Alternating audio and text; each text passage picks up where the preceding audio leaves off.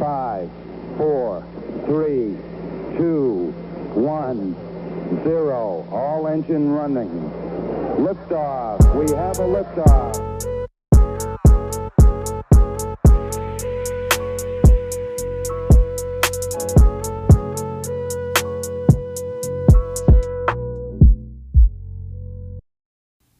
It's on. Huge. Strong start. Always. Strong start. Welcome back to Lessons and Blessings. It's your boy Shell. And AJ. And we have a special episode for y'all. I got the mic dagger in my mouth at this point. Yeah, that's what it's supposed to be. The last time you said special to start an episode, that went off the rails pretty quick. Okay, well, this episode is about you. Cool. So if it goes off the rails, it's kind of your fault. I feel like it's mostly my fault anyway, but I accept that. You know, that's who I am. I pray for you. Actually, you know what? I won't keep hearing you. Maybe you don't pray for me. Yeah. But if you want to tell some other people, that'd be real great. Imagine on Sundays, they're like, do you need prayer? No, I want to pray for somebody else. You ever seen that though? Like if you're at, I don't know how many churches you've been at, and we're not talking about this today, but if you have like an altar call and they have like a bunch of people up there to receive, and they like are walking towards somebody, they like skirt them and go to somebody else, bro. And they're like, that's pain. I want prayer, but I don't think I want you to lay hands on me, fam. It's like, no, it could be for two reasons. One of them is because they got weird people up there. That's happened before. That'd be like that, yeah. Or, you know, they see somebody that they have a connection with. Like, oh, yeah. Hey, I know them. If you're that person, though, it's the waving at somebody in the mall. And they don't wave back. They're not waving back. Or you thought they were waving at you, and so you wave. It's weird. Behind them, yeah. It's a whole thing. While we're on this topic. Go ahead. Somebody told me one time somebody went to altar call. Okay. And they asked for them to pray because they're fat. Yeah. They were trying to pray the fat away? Yeah. Wow. And they're like, we don't know what to do with that. Won't he do it? I guess. Is he still fat? Do we know? I assume so. I'm glad it wasn't me up there, because I would have prayed something like this. I'd be like, okay, let's do it. Lord, I just pray you just download the most heavenly workout routine God, to their brain tonight. Bless it with self-control and give them the will to put the candy down and pick the weights up.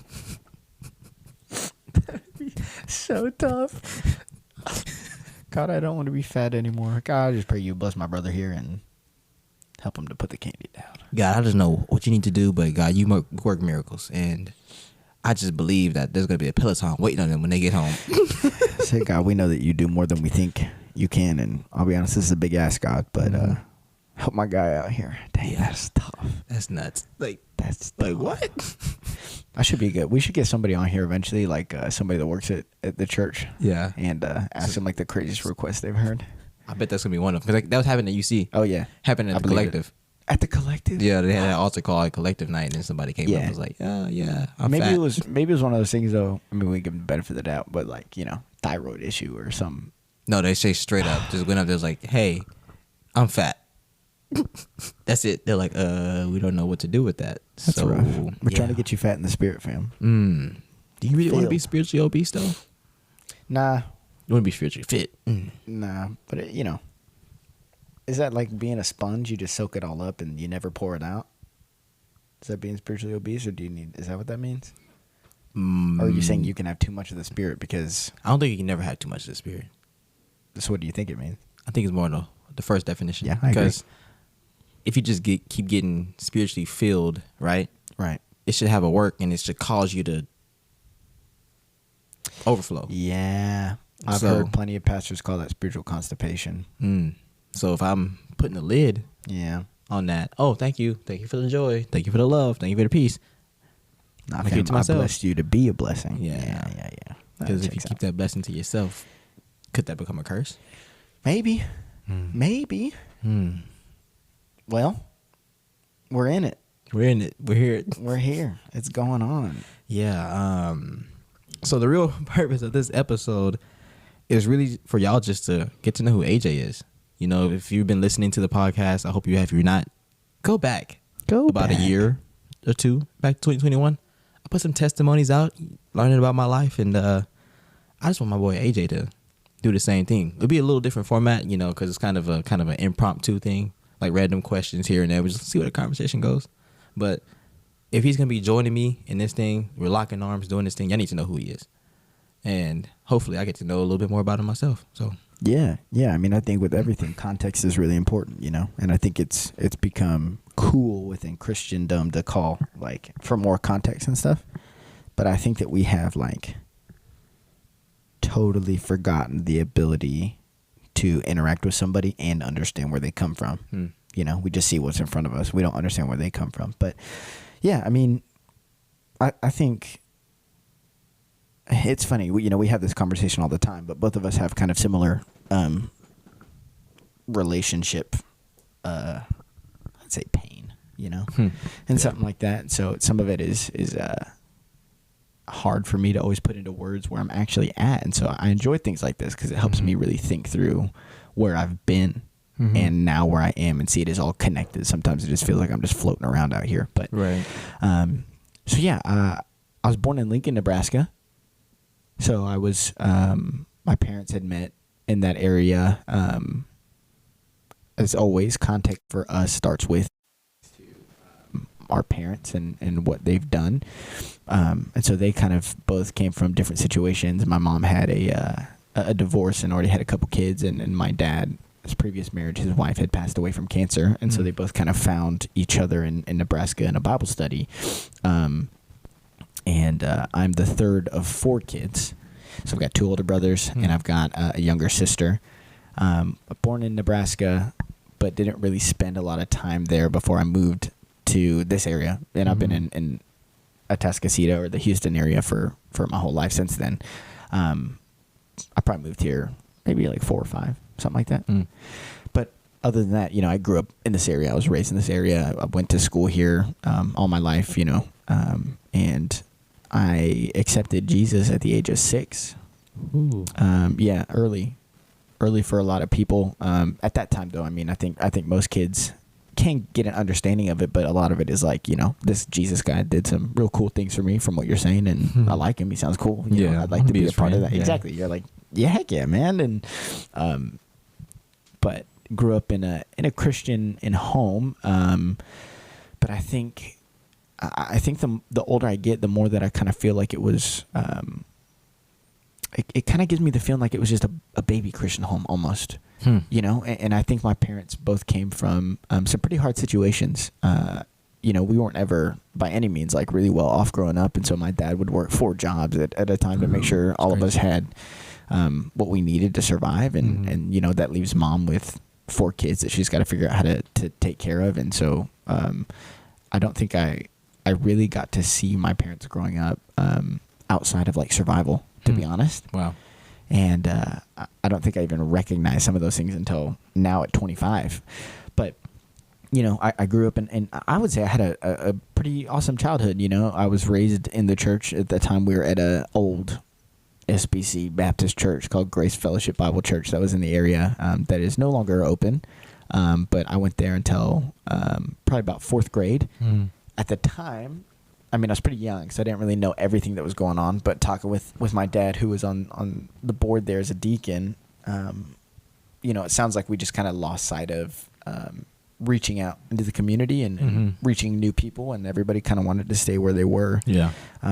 Which is how a lot of churches kind of go out. And so I had moved from that church to then Woodland Church at Atascocita in 4th grade, and that was for me at the time unbelievably awesome for me. And I didn't quite know it at the time, but because of the things I described earlier about my family, it felt like there was always some commotion going on at the house. At that time, my older brother was not really getting along with my dad. My dad didn't know that he had sleep apnea for his whole life at the time, and when they went to do a sleep study on him, they found out that he had like stopped breathing every minute. And so homie never got like 60 minutes of sleep in his life, or 60 seconds of sleep straight in his life. And so homie's like drinking 12 Cokes a day just to keep himself awake. And so if you imagine what it feels like when you're tired, imagine not ever sleeping, getting home, and then you got to be a dad to 4 people and a husband, So I think that, and he said it too, he's come a long way, but I think it was just always a grumpy bear version of him, you know, and I learned the best I could to just like stay out of it. And so my whole goal was like, I just don't want to rock the boat at all. My brother does that enough. That makes sense. So I'm just going to kind of, you know, stay to myself and make sure I'm good and take care of myself as best as I can. It's that avoidant right there. That's right. Then what I found is because everybody has a deep desire for connection and for family, really. Like whether we try to convince ourselves that we're independent and don't need it, everybody has that desire for connection because we desire to be known. I had kind of looked for church family to fulfill the void that I felt family left me. And it's different. It's difficult because I think a lot of people want to make, maybe this is just my observation, but a lot of people want to make like their family childhood experience as traumatic as possible without considering the context of who were your parents and what were they doing at the time. And, you know, like there are for sure things that I, as somebody who wants to have kids one day, I don't want to do the same way, but I don't really feel like I'm going to do it in a perfect way. And I feel like my kids will be able to be like, yeah, I don't want to do some things my dad did, you know?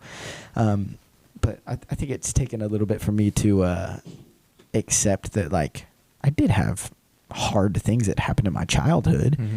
And what I described to my family more recently is it felt like there wasn't a lot of emotional bandwidth for me. Like everything was kind of consumed on, hey, we got to make bills. We got to pay them off. And my older brother, who's kind of way more rebellious and really pushed up against authority and had some pretty traumatic things happen to him as a kid. I think there was like it felt like the family was really zoned in on making sure that didn't blow up all the time. And because of that, I was like, well, my job here is just to exist. But Woodlands Church came at a beautiful time, and it was in fourth grade, which I guess, I think I've been saying 12 for a couple of years, but I think it was probably closer to like 10 that I first was in a service, and I was like, I feel like I could do what that guy's doing. Like, I think I'd really like that. And so at the time, it was one of the things that they did the best over there was just their kids ministry, and their next generation ministries were just like top of the line, like crazy action, all fun, but you really did learn, and it really was awesome. Now, the background before that, being in a Southern Baptist, more traditional church, that kind of thing, I was drilled in with like Sunday school and Awanas and all that good stuff. So I had like a real good solid foundation for that experience. And so I didn't like grow up thinking like God is just fun all the time, but it was cool to go from a more serious kind of like 5-kid group that we had Sunday school for to a big group where I was like, wait, Jesus can be fun. This is awesome. Then I went through their student ministry there, and I felt a calling when I was watching as a kid these pastors get up, and I just felt the Lord tell me, like, this is what I want you to do. You know, this is what I've given you gifts to do. And so it was awesome. You know, the middle school transition was crazy, but I felt like at the time the ministry wasn't so huge. Later on, it would become like hundreds and hundreds of students. At that time, though, it felt real tight-knit, and so I felt a lot of my security, and I felt a lot of my identity as a part of this group of friends. And because everything was kind of crazy at home sometimes, I just wanted to, like, zone in and just, like, be locked in with this family. But it was awesome, man. You know, I think that the short story of it is, and we can get into some, specifics later on, but I had a really great experience at Woodlands Church, man, and I wouldn't be who I am today without them. And it was just, it was my home, and it was my safety, and not just the pastors that were there, but I have spiritual fathers that are there, and guys that I felt like really fathered me through some really difficult things, but also pushed me and were honest with me and loved me enough to tell me the truth that I needed to hear, but they didn't give up on me. And so I continued to watch ministry done kind of spectacularly in terms of like huge, crazy, awesome events that were run really, really well. And at the time, when you're only a group of like 40 kids, it felt very intimate and it felt nice. I think I've always been given leadership anywhere I go. Yeah. I think some of that is I enjoy it. And so it's probably just as much that I go looking for it, I guess it's fair to say. But I think that from young, people identified me as influential, and so hey, will you lead this group? Hey, will you do this for me? And so, you know, find myself in high school, hands full with ministries, you know, from kids ministry. At the time I was doing a lot of preaching for kids every weekend, and maybe 5 times a week for all the different services we had at the time, which is crazy. But yeah, it was a lot. But that's why, you know, sometimes people hear me preach now and they're like, man, have you always been? I was like, I kind of had to like grind, man, to be honest. Like it's refined. You had to get those reps. That's right. I had to have a lot of reps. Something that I was having a conversation with a friend. Yeah. We were talking about spiritual gifts, and they were like, I said, it's time for you to start honing your spiritual gifts. He's like, what do you mean? Like, this is a spiritual gift. I don't have to work on it. I was like, what do you mean? What are you talking about? Like, you do have to hone it. Right. And yes, if you have a supernatural ability to do whatever, whether it be evangelism, whether that be whatever, there's a bunch of them. But the gift in itself is already effective because you didn't do anything to earn it. You just accept it, and God was like, all right, I've already made you. You're going to be good at this thing. But that doesn't mean I don't want you to practice it and become more effective in using it, and then I will meet you and exceed you. Yeah. And so I just had to slight plug on that. No, it's true. I mean, I think that a lot of Christians feel like, for one, they either don't have any spiritual gift or spiritual power, or they just don't know that they can have it, or two, they think the same thing. Like, well, what do you mean it's a gift? I don't have to work on it. And, you know, I think there's a distinction. I don't think you have to work on it so that God does his part, but I think there is something to be said. There's this, it's an analogy, obviously, so it doesn't quite make all the sense in the spiritual world, but there's always this like debate against like, does hard work beat talent and all that kind of stuff? And in my experience, the best people have both. Yeah. You know, like they didn't get to the top by not working on what it is. Yeah. And if you want to coast, I mean, I think that God's still going to use what he's given you because his word doesn't return void. Like what he's put in you will have power. But I think you get the opportunity to then say, well, am I going to work on this and hone it and get good at this, right? Like it's the same thing. If I gifted you a guitar, it's up to you to learn how to play the guitar. Right. Now, it's not going to change whether my gift was good. And if somebody came around and knew how to play guitar, it would sound really great. But if you don't put the work into how to make it work, then there's like you're going to rob yourself of the opportunity to play for other people, you know? And so it's kind of one of those things. Like it does take reps, and spiritual gifts are kind of weird for some people, but like I just think it's like a muscle, like anything else, man. You got to work out with it. Right.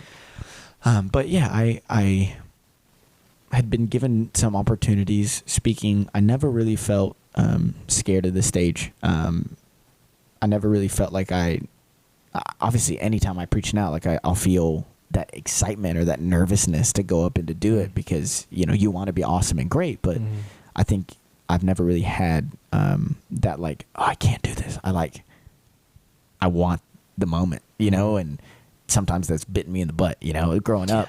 When you have that kind of like non-stability at home, you have to convince yourself that you are the stuff. Yeah. Because if not, you're going to constantly doubt yourself that you can make it. And if you don't have any outside support from a family unit, then it's like, well, my options are I give up, and what happens then is scary, or I am the best person to walk this earth, and I've got to dominate everything I do. Yeah. So I hate being bad at stuff. Yeah. I don't like losing, all of that stuff, because if, you know, I've got to outwork you, I've got to prove myself constantly against people. And as a middle schooler and a high schooler, really, you know, junior, senior year, that meant that I was pretty nasty sometimes, man, you know, and at that age, I mean, you're a guy, you know, like we just, even now at 25, we roast each other all the time. Like it's, I don't know how to explain it all the times, but it is a love language for guys. Yeah. Because if you can joke about something that is, what makes a good roast is there's a little bit of truth in it. Yeah, every good joke contains true stuff. Yeah. And so there's a level of like, he knows me, you know, like he's able to pick up on something that either I told you and you remembered, or you can just observe. It's always that line you don't cross. That's right. It's always that line you don't cross. Too far, you're just like, all right, hold on now. He believes what I believe about myself, which is dangerous, but that's a whole other thing. So basically, you know, I'm spending all this time trying to convince myself that I'm awesome. And at that time, I really struggled with pride because of insecurity. I never really felt like I was going to be good enough. And I think a lot of that is just from not feeling like I had time at home. I already didn't feel like I was worth it for time at home. And that was never something that my parents or my siblings like made me feel like intentionally or did anything like that. That was how I interpreted how I was existing, you know, and that's reality for me is how I saw it. So, you know, I made it through high school, kind of like I said, always getting leadership opportunities. I was preaching a little bit more, you know, had some really heart check moments where it was like, hey man, like some of us think you're a jerk sometimes, you know, and I had a pastor at the time being like, sometimes I'm afraid to like, that you're going to roast me in front of other students, or like, we're going to play a game and you're just going to go hard. And then like everybody, yeah, I don't want to be there and do that. And I was like, oh shoot, dude, that's not who I want to be. Got to taper it down. Yeah. That's right. Like I want to love people. And I felt like I did, but I think my love was, I was going to be helpful to you, but you weren't going to feel close to me. That was a weird thing. And even now that's something I deal with. But yeah, I think the biggest wound came relationally as a sophomore. You know, there was a girl that I was really interested in at the time, and it's kind of silly how many guys have a similar story with something like this. And canon event, bro. That's right. It's for everybody, because I think social media would have you think that the guy experience is like guys just hate feelings and all this alpha male stuff is crazy, bro. But like a whole nother episode. But like all of this stuff makes you feel like these guys have chosen this path because they think that's what manliness is. Yeah. But it's kind of similar to what I was saying about myself earlier. I have to go the opposite way so that I don't doubt myself. So what happened essentially is I was, you know, I'll use a Christian term, but I was pursuing this girl for a long time. You know, I was such a hopeless romantic at the time. You know, I just wanted that moment. It's like, yes, everything pays off. Yeah, it's awesome. I visualized our entire family. I got our I know the wedding is gonna look like. So we're all these kids. We're freaking staying up like till stupid. There were some nights we didn't go to bed, going to sleep just on the phone. Hold on, man. Why is it? I'm telling you, bro. We've all been through the same, though, and it never works out.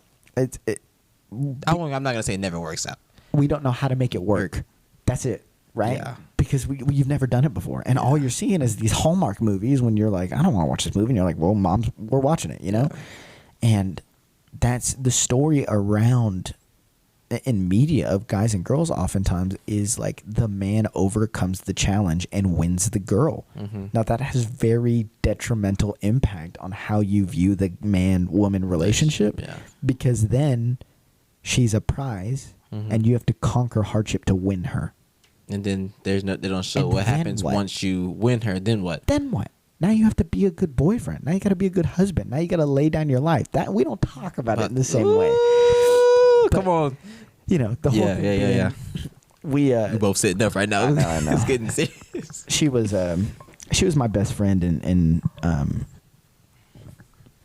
essentially she was a couple grades older than me and went to college earlier than me, but we had kind of like planned out our life together, you know, like we're going to get married and I feel like God wants us to do this, and she's always wanted to be a pastor's wife, and because of my experience at home, it was like, wait a second, I can take all of this intimacy I don't feel like I have, and I can have that with you, and this is going to fix everything.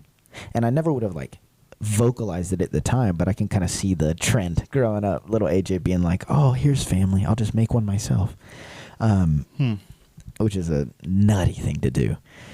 But you know, she it's a tough time for everybody at that age. You're trying to figure out who you are and what you want to be, and make decisions. And you know, high school was always telling you like, you need to figure out what you're going to do for college, because that's going to change what you do for the rest of your life. And life doesn't work that way. That is not true, dog. Fam, that is not. If you serve God, you know that ain't true. But it's like, if you read your Bible, you know that like there's so many. I wouldn't even call them detours. Like some people were there. You just got to go this way. Yeah. And then you're going to have to go a different way and all that kind of stuff. You know, we tell kids all the time, like, what do you want to do for the rest of your life? That's a terrible question. Who knows what they want to do for the rest of their life? I mean, it's cool to identify maybe passion of what you're excited about. But I used to think that meant that like, oh, well, I'm choosing to be in student ministry for the rest of my life. And so because I have never had a job in student ministry, I'm failing and I'm behind. And now at 25, I don't think I want to do student ministry anymore. But I wasn't prepared for that. I was like, well, I'm trying to like build my house and plant roots in this plan for the rest of my life. It's just not that way, man. You know, following God, he's going to change the course often. Right. But anyway, back to the, you know, emotional wound. It essentially, you know, I'm head over heels and I'm just in love and just don't even have the like brain to handle all the hormones that are going on. And, you know, I'm falling in love with this idea of what it would be like to be together. And she went off to college, and, you know, a couple months in, I remember telling her when she went, like, hey, like, if you think God is telling us that we shouldn't be together, just let me know. Let's just have a conversation about it. You know, because I know things are about to change, and I still feel this way, but I know that things might be different, and we don't always know what God wants. And I remember writing in my journal, like, God, thank you for showing me my future wife. And then other journal entries being like, God, if this isn't your will, I want you to change it. This is what I want, which is crazy. You got two sides of the same That's coin, right, bro. dude. You can see the insecurity.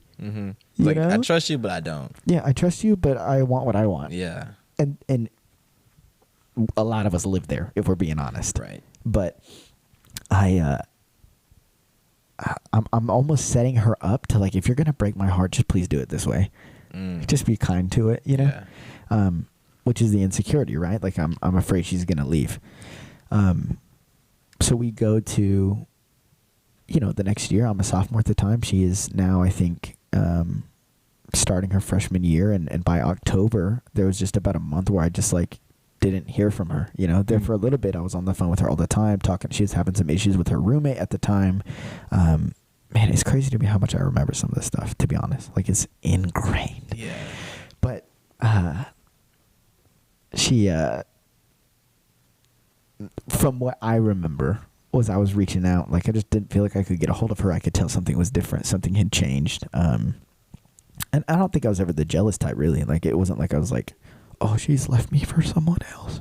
It was always going to be the most painful thing somebody can do to me is make me feel like I'm not good enough the way that I am. And all throughout this time, this sounds wild for me to say, but I think I was like one of the top 10 boyfriends in all of existence. Like, wow. I just, whatever I could do. And it wasn't like, obviously there's like the honeymoon stage and puppy love and all that stuff, but like years of like, you want to hang out? Let's hang out. You want to do this? Let's do this. I just want to make you happy. I just want to give you all the love I have in my life. Devoted.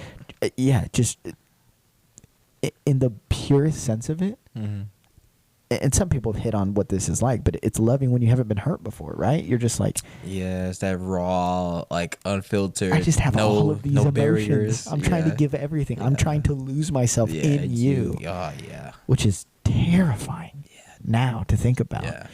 But, you know, she essentially, we had kind of connected again after about a month or so of just not really good communication at all. And then I was kind of like, hey, can we talk about this? And essentially what it felt like and what I remember was just like, talk about what? We're done. Like, it's over, you know? And we had some conversations when she would come back every now and then, but it was like, hey, you know, it's done. And dude, when I lost that, I like internally, I think sometimes you see people spiral and their whole life crumbles apart and falls apart, and you're like, oh, they lost their job and they lost this and they did that. I feel like mine was totally internal. Like, I just like fell into the pit of myself. Like, I'm just I don't even know who I am anymore. I've lost all sense of security. I've lost all sense of identity, all that kind of stuff. And you know, there was still, I didn't even know how to unravel some of that pain until I got a little bit older, and to deal with it, which is the story of everybody in their childhood pain, right? Like, we just didn't know how to handle it at the time. But when I look back on it, there was just so much that I was like, wow, I had no idea what I was doing. No clue. And I didn't know how. You just don't know what you don't know. And I remember there, for a while, a couple months had went by, and I don't remember exactly how long, but she had reached out to me and my best friend at the time, a guy that really has helped me through, you know, more things than I can ever thank him for, and you know, just have so much love for him. But he was telling me, I remember we were playing catch with a football in the church parking lot, and I was like, oh, she just texted me. I think it was on GroupMe at the time. She's like, she just sent me this message on GroupMe. Wait. It's a GroupMe. Bro, she just emailed me, bro. Yeah, she faxed me and she sent a messenger paged pigeon. me. But I was like, she just, what do I do? What do I do? Yeah. You know, because if I'm left alone in that moment, I'm right back. I don't even care. Yeah. It's like if you text me right now, I'm dropping whatever I do. I'm going to let you ruin me again. Because But, you know, homeboy was like, what? No. Yeah. Don't get back. And I had really been pursuing or pining after her for years, man. It was about 5 years from the time that I was like, oh my gosh, this girl is the best thing I've ever seen in my life. And not just like physically, but for me, it's just like, the person. It just, man, this just felt right. So it was about 5 years from that till, so, you know, I'm thinking about me in 6th grade just being like, oh my God, she's awesome. All the way up till sophomore year. And I had said something pretty cheeky, I think, back that was like, well, you know, I waited 5 years for you, and so if you wait 5 years, we can talk, you know. And I think it was only within the last probably year and a half that I've really unpacked a lot of that for myself and what that's done with me since. So walk me through that. Yeah. So at the time, you know, I go off to college. I'm thinking I'm just going to go get a ministry degree. I decide I'm just going to go to Lone Star instead and stay and support the ministries that I was a part of. And I didn't really want to leave. And I had a pastor of mine be like, hey, you need to go. And I was like, I think their admissions is closed already. You know, it's too late. That day they sent me an email that was like, we're going to extend your timeline and your deadline for this. And I was like, okay, God, sure. So I go for a week and check it out, right? And orientation and all that good stuff. And I'm like, I guess I'm doing this. This is where I met my wife now, Whitney, who was unbelievable. Turn up facts. And amazing. But it was in that relationship that I unraveled all of the pain of the first relationship. And that's the difficult part of people who have gone through that relational trauma, which is most people, if we're being honest, is that you don't know until it affects what is. Or affects somebody else. That's right. Yeah. And so, you know, that whole year was awesome, but the difference between that AJ, relationship wise, and who I was for this first girl was night and day. It was, for Whitney, that first year was probably one of the hardest things she's had to go through, because it was like, I need space. I don't want to be around you all the time. Put up the walls. I'm putting up the walls. Yeah. Hey, let's hang out, but I need time to recharge on my own. I can't feel wrapped up in somebody else ever again. And I didn't know that's what I was doing at the time. And so she would every now and then be like, hey, why don't you miss me when I leave? You know, because I'm like, you could go for 3 months somewhere else and I'll be right here when you get back. And it's not going to change how I feel about you. But I don't need this. I don't have to have this. And Whitney at the time, you know, was dealing with her own stuff, but she had more of an anxious attachment, right? And so she was like, she would spend every waking second of the day if she could with me. Every day. And it was just like, I can't get lost in somebody else. She would always hit me with that, like, why don't you miss me when I go? Why don't you want to hang out as much as I do? And all that kind of stuff. And why does it feel like you're keeping me at arm's length? And I was like, arm's length? What are you talking about? Like, you here. Yeah. I'm letting you be here right now, fam. Like, if I didn't want you to be here, you wouldn't be here. That's what I'm saying.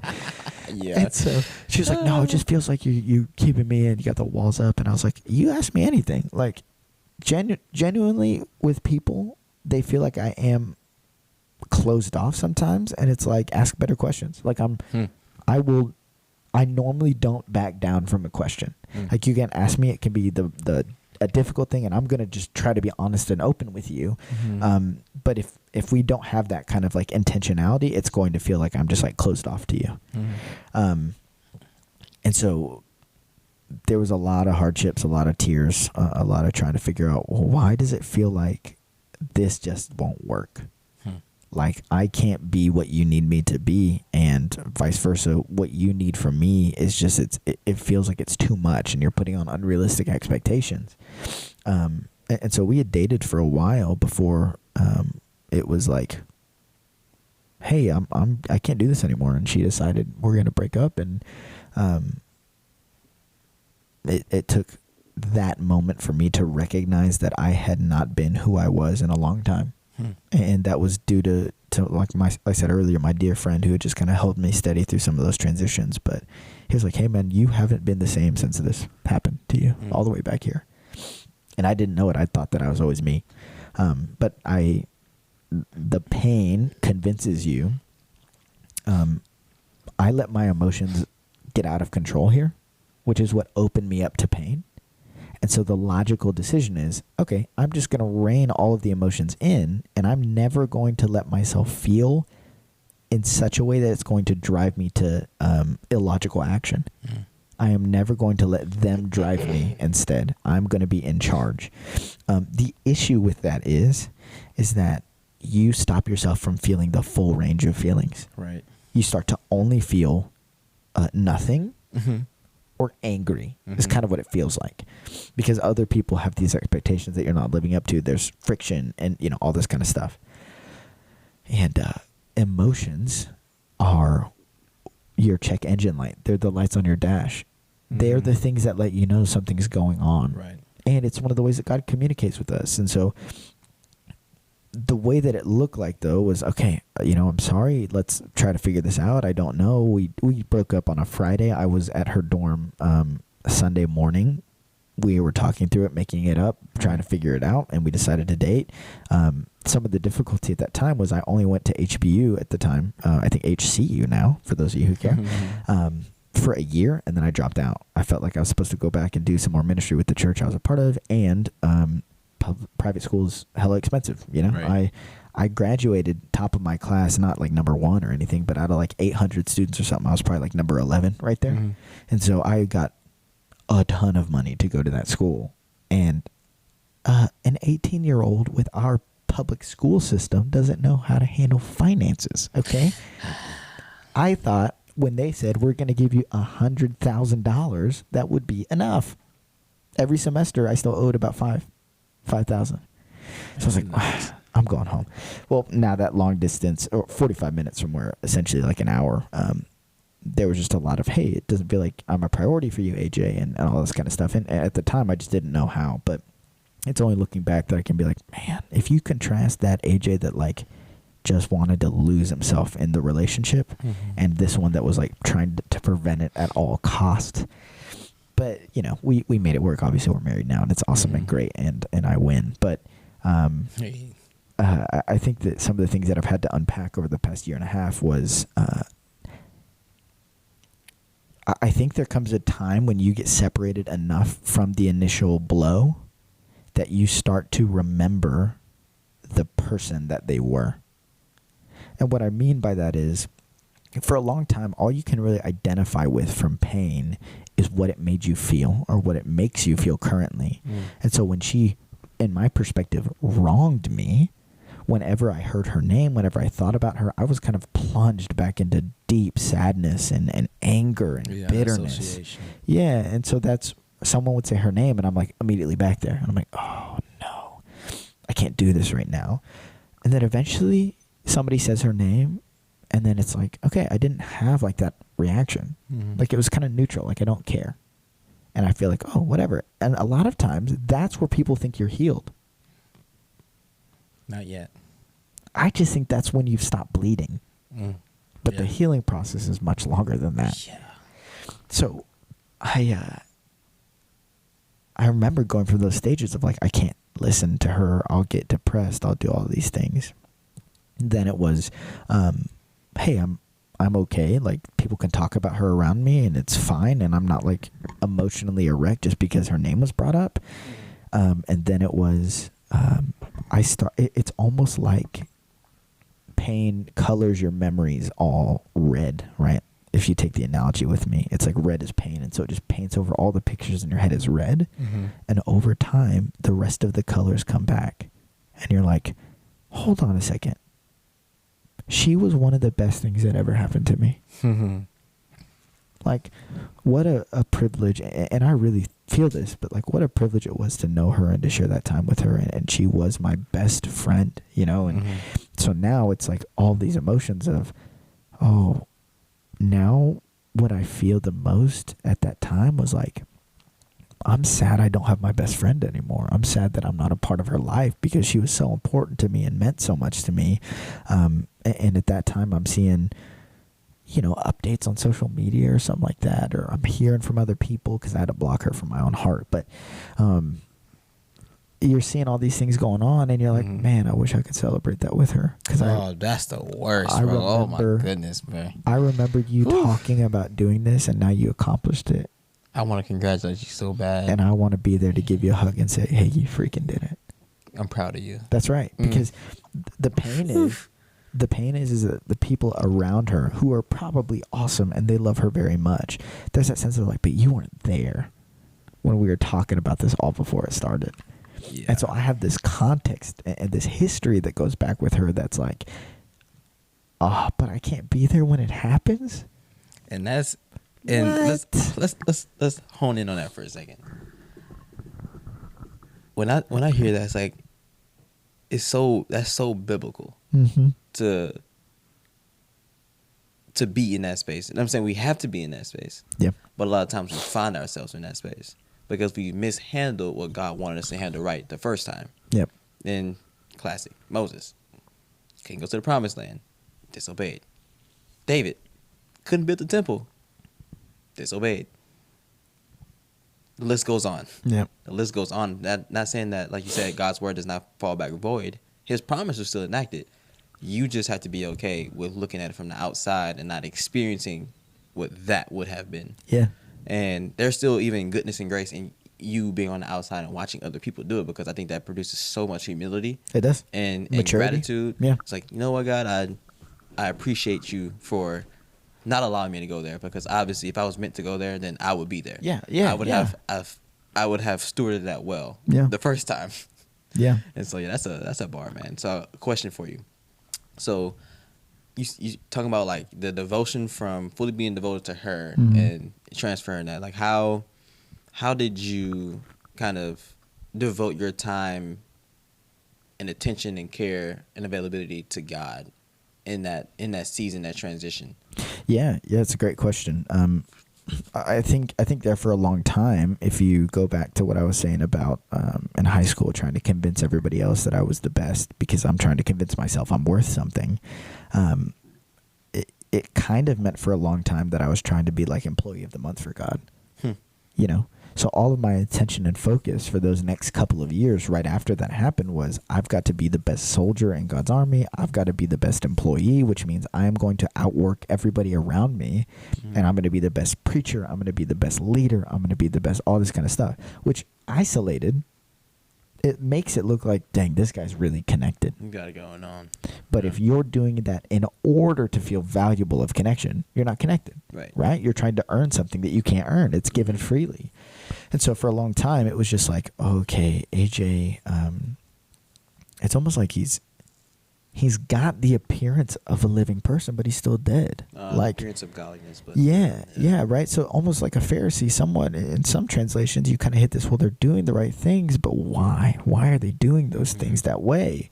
Because they loved the law, they cared about it, right? We villainize them a lot, but they're us a lot of times. And I loved the Word of God, and I loved being around God, but I didn't want Him to be close enough to me to change me. That's a bar.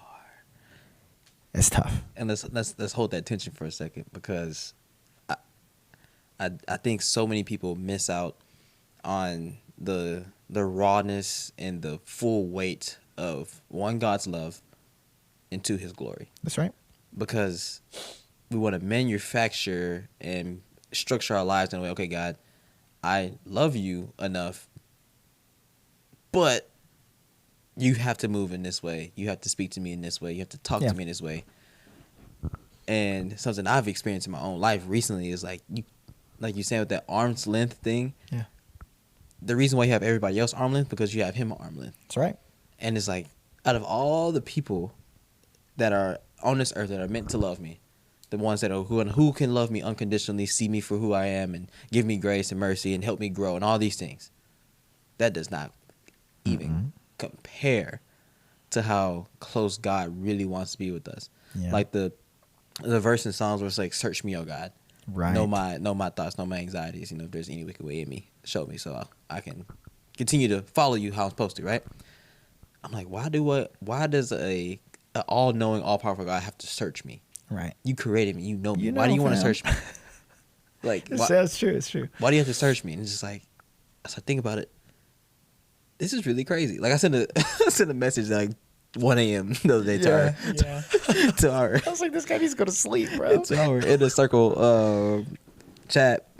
And I was like, yo, this is crazy that this Christian walk is wild. Like, Yeah. we have to be crazy to really follow this thing. Mm-hmm. And I'm just thinking, God, you're crazy, bro, because you created everything perfectly, but yet you still want to know me, even though you created me. Yeah. And that's just like, It's good. the creator of the universe wants to know me. It's easy for me to open myself up to a girl. Easy. I won't say easy, but it's easy. If it's the right one, we're easy. I'll look, like you said, I'll let you. You can have any access. You can see Ruin anything. me. You can have ask me anything. I'm an open book. But when God starts asking those questions, why does we feel like I gotta protect myself. I have to, pull my coat over. I gotta, protect my heart and all these things. Like, no, He's the one that's the most qualified to know you the best. And this is like, God, I'm sorry. I would say it's the tension between because in a relationship you can say, you can take me or leave me. This is just how I am.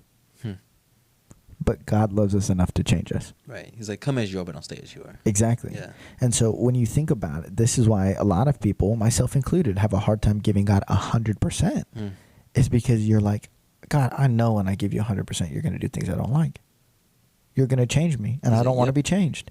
Because if you think, right, from this, whatever wound it is that you're carrying, whatever initial pain that you're kind of trying now to navigate as an adult in the real world and seeing how it affects you and all that kind of stuff, you know that if you give it to God, He's going to do something with it. That means two things. I can't run from it. Right. It has to be a part of my life. Yeah. It's a part of my story. And second, God, I have gotten to a point where I am okay with what happened, but I want to keep my story. I want to keep my side. I want to stay vindicated and feel that way. And sometimes God will 180 it on you, and He'll be like, but what did you do, though? Right. And then, it's your turn to apologize now. Or then it's that second thing where it's like, okay, but now I know, right? Like when I was getting closer with the Lord in my own relationship with God, it was like, God, Whitney's telling me that I'm not an open book and all that kind of stuff. And I know if I get close to you, you're going to do something to me and you're going to change me, and that's going to hurt. And I'm going to have to be willing to be hurt again. And that's what we don't want. It's like, God, I know that if I give you all of me, you're going to make me go through things I don't want to, or things that feel like these first things. And the end is going to be awesome. It's going to be great. It's not going to be easy getting there. Right. But what God has for us is better. But there is that moment. And it's a real thing. It's a real feeling of being like, but God, I don't want to do it. I don't want to go through it. You think of Jonah. And he's like, I don't want to go to Nineveh, dude. Right. I know what you're going to do. You're going to save them. Right. And from the outside looking in, you're reading that and you're like, how could you say this that? boy is like a bunk prophet, fam. Man, Like, you tripping, dog. you don't want God to save people, and then you're like, oh, dude, That's me. there are some things in my life that God wants to save that I want God to just let die and destroy. And I'm like, nah, because I know you, God. You're too good. And I know who you are. And so when you come in here and I let you into my life, you're going to start moving stuff around, and you're going to start going in that room, and you're going to do this, and you're going to make it to where we fix up this thing. And that's exhausting. And I know that when God is around dead things, they come back to life. Yeah. But it's like, I've kind of become comfortable with it being dead. I've learned how to live without it. And He's like, you've learned how to exist without it. Yeah. But I'm about to show you how to live. Oh, come on.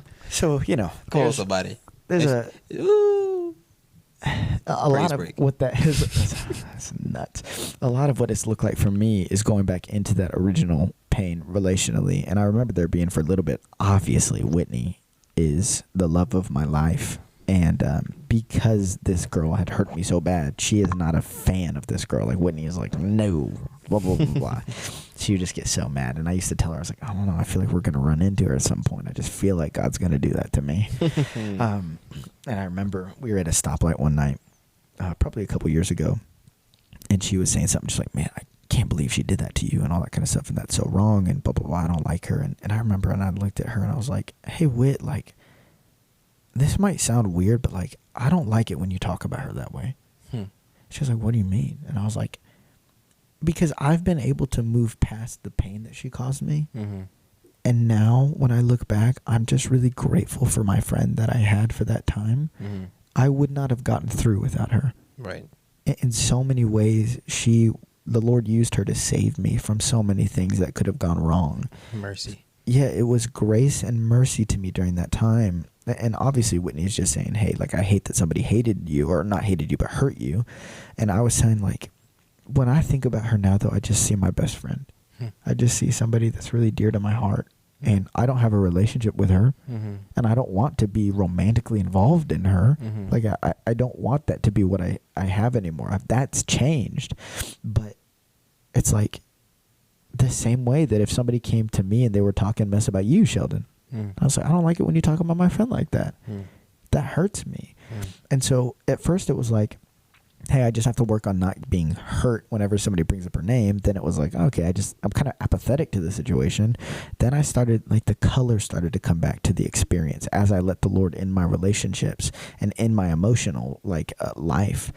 And then it was, hey, I'm rooting for her.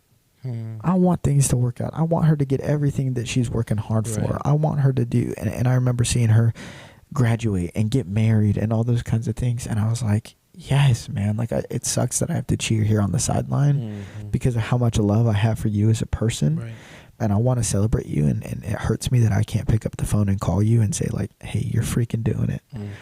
But it was like, in some ways, whether it's in my own heart forever, I got my friend back, you know? And then it turned into a couple other things. You know, about a year later, I started having these dreams about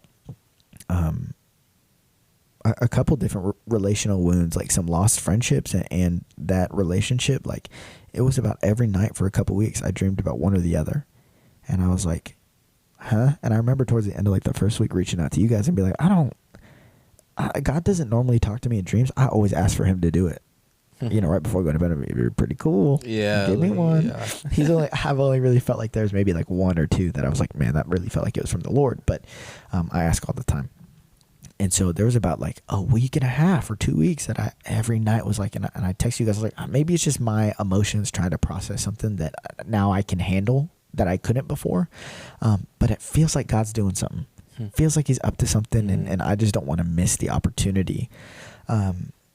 And then they stopped for about a week, and then it was like 3 weeks straight. Just every night I was imagining, it was like, oh, in one dream I'm on a date with her, and one dream it's 10 years later and we're hanging out again, and I'm getting to introduce Whitney to her husband and to her, and we're hanging out together and we're stored. And then there's another dream where I'm like back in middle school and I'm just dreaming about being with her and all this. It just took me through all the different things and emotions that were tangled up.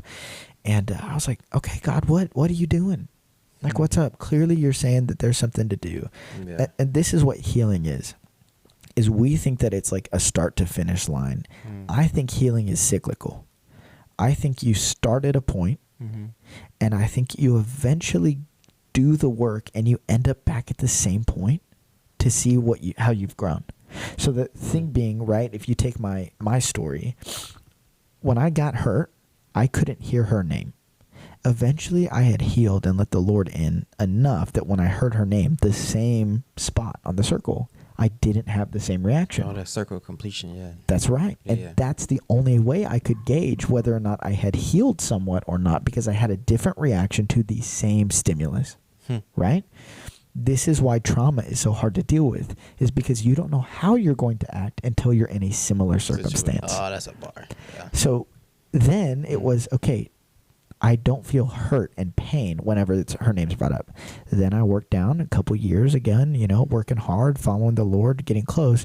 Now when I hear her name, I think fondly of her. I miss the friendship. Yeah. I want her to succeed. So it's like God is constantly taking you back to that point to see if you handle it differently.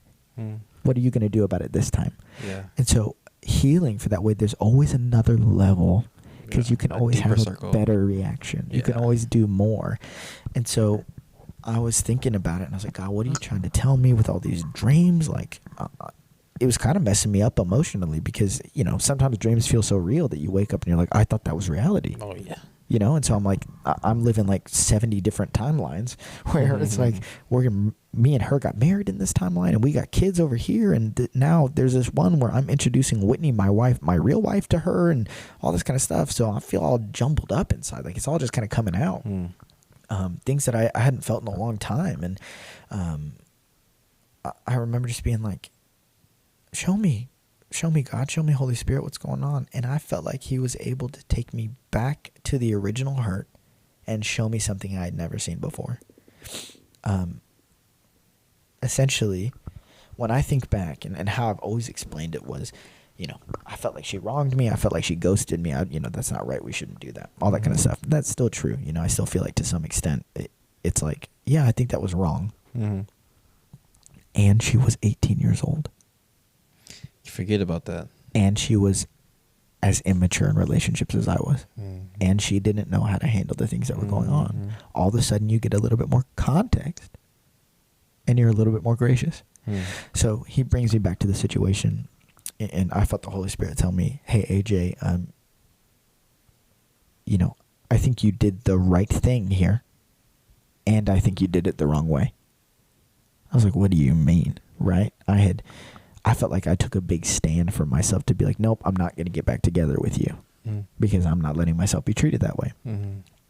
And I remember the Holy Spirit just kind of speaking real gentle to me, but you handled that and got the outcome that I wanted. I wanted you to be able to stand for yourself and know that you're worth more than that.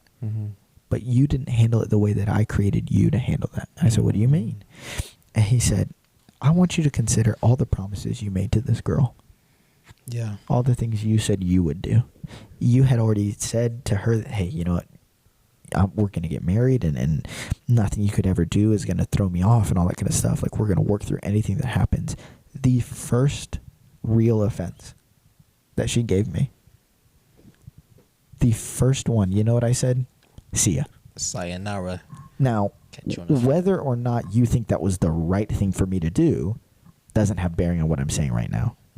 Because I had made promise after promise after promise. I'm always going to be there. We're going to work through everything. This is for real. It's okay. So she handles the situation really poorly initially and then has the maturity to come to me and say, I'm sorry. I messed up. And I want to do this. And my first and only thought was, nope, you wronged me. We're done. I don't want to get hurt again, yeah. That is one of the most immature things that I could have done. Now, whether or not we were supposed to be together isn't what we're talking about. Right. But it was the fact that I had spent so much time saying, here's the love I'm going to give you, and you can count on this, and you can depend on this. And this poor girl comes back to me and is like, I messed up. And I said, yeah, one mistake, one strike, you're done. It's over. And I was just like, oh my gosh. I just really, I see it. The curtain was peeled back now. You see. And no longer was I only a victim in that scenario. But the Holy Spirit was like, you imagine what she must have felt like when she came back to you and owned up to what she did. Whether it was perfect, whether it was everything she should have done, you know, that's not what I'm talking about. But she came up and owned up to what she did. And your response was, nope, I'm not going to give you any of the love I promised I was going to give you. I'm not going to be the man I told you I was going to be. And we're done. And so all this time, I'm thinking, hey, if I ever run into her, I'm going to let her know that I forgive her. And I thought that was pretty big of me, you know. It took a lot for me to get there. Yeah. And now I'm like, I think I'd have to apologize. Hey, I don't know if we were supposed to work out. I can't play that game. That's not what I'm here to do. But I do know I didn't hold up my end of the bargain, and I punted on what I said I was going to do. And that was wrong. And so now, once again, you go back in this cycle. And so the way that I've had to work through that emotionally is you can track where I was at in my relationship with the Lord also with the different chunks that he's done. It's always crazy to look at that. But it's, and now I'm coming up on 3 years of being married with Congratulations. Yes, sir. Thank you. I appreciate it. And we've been together for, 7 or 8 and really, really had incredible communication. I really worked hard to have a good relationship, and there are definitely going to be harder seasons in the future. But my experience with her up to this point is like everything else in our life is difficult, but us very rarely is difficult. That's a blessing. She's stable for me, man, and she's home, and I think that's one of the things is like God took care of me. Like I'm safe, I'm good, I'm all that kind of stuff. But there is that piece of humanity that laments what sin has broken. And I know in a perfect world, in heaven, I'm going to be reunited with this girl, with my friends that aren't around anymore, and we're all going to be together. And there's just a sorrow in my heart that can't happen right now. Yeah. Or at least doesn't happen right now. Maybe in the future, I constantly ask God, if there's just some way, like I would just love to be able to have a conversation and just, congratulate her on everything that she's done. But it really is a picture of how the Lord has been patient with me. Because with my avoidant attachment now from family, from that relationship, from all of those things, it's the Lord continually like seeing the arm that I have up in his face and moving closer to me and closer to me and closer to me. And whereas I was like, there's a time in my life I didn't feel a lot of things. Everything was logical. Everything was thinking. Yeah. Now I'm like, oh, I'm able to say when I'm feeling anxious. I'm able to say when I'm feeling angry. I'm able to identify and work on those things. And this version of AJ is able to lovingly challenge people and call them into more with truth, but have the relational grace and intentionality for people to still feel safe and loved. Right. And so I used to think that I would become a great pastor by being a pastor. And now I have watched the Lord prepare me for all of the things that he has in store for me by relational damage. And now I'm like, oh, I'm softer than I ever was. Like I'm more gentle than I ever was. And I'm still firm on the things God is firm on. So it's like, oh man, I am not doomed to repeat family generational things. Yeah. I have an option, and I've watched God be my stability and be my salvation day to day. And really, that's where I'm at now is I think we've had the opportunity to be a part of some really meaningful ministry and young adults at United City. And, obviously I've been able to write message series with Josh and preach, a few times now and help kind of run sermons and stuff and be a leader and that kind of stuff. But it's now trying to understand, okay, AJ, but how does those pains that you experience, how do they still impact the way that you see people, the way you see friendships, the way you see all that stuff? Right. And obviously that's something we've talked about a lot and on here a little bit is I still have to be aware enough to know when my avoidant attachment wants to surface and when it wants to come to the top. Right. And I have to be able to understand, oh, there's the thing that I tend to do. Here it comes. I have to then allow the Lord to help me work through that and walk through that. And that's not perfect all the time, but, I feel like where I'm at now is just a beautiful picture of God's faithfulness to me. That's beautiful, brother. That's beautiful. I mean, you touched on a lot of good things. A lot of gems. I'm definitely, when I go back and play this back, I'm like, yo, I'm spitting here. I didn't catch that this time, but I just caught it this time. Yeah. And so, thank you for sharing that, for sure. Of course. And for the people that are listening to that, like, take that in, because there's a lot of things that he touched on. Maybe, and there's know a plethora of things that he did not touch on. That it's just scratching the surface. But I mean, just getting to know AJ, I've been able to see just a glimmer of that growth that he was talking about. I haven't known him for what, 6 months maybe? Yeah, maybe Even that less. probably about 6 months. About 6 months. And just the blessing that he's been in my life has just been huge. But the ability that he has allowed me to see inside of like who he is, and to be trusted with the inner thoughts and and the goals, the hopes, the dreams, the anxieties, all those things. It's just beautiful to see how God works these things out for our good, even through the pain and all the mess and all the screw ups. And not saying that we have to mess up, but when we do mess up, it's crazy how much he uses that to show, hey, I didn't want you to go through that thing, but since you did, watch how good I am, and I'm going to turn that for your benefit. That's right. So, this has been Lessons and Blessings, and that's it. This is Lessons and Blessings. So, there might be a part 2, maybe part 3. Who knows? Maybe. I mean, I think probably the same thing for your couple episodes you did too. I mean, I think we're always open for questions any of our friends might have, or things that they want us to talk about a little bit more. Absolutely. I think you and I both kind of struggle a little bit with like accessing a lot of the deepest parts of us. Yeah. And so sometimes we need somebody to like, oh, what about this part? I'm like, oh, I could talk about that for like another hour, you know? And right now I'm like, I don't know. That feels like it's it. Mm-hmm. Slight plug on this. When you mentioned that, like, we're open books, right? Yeah. But we need a prompt. Yeah. Need a prompt. Skilled readers, fam. And so, was it 2 weeks ago?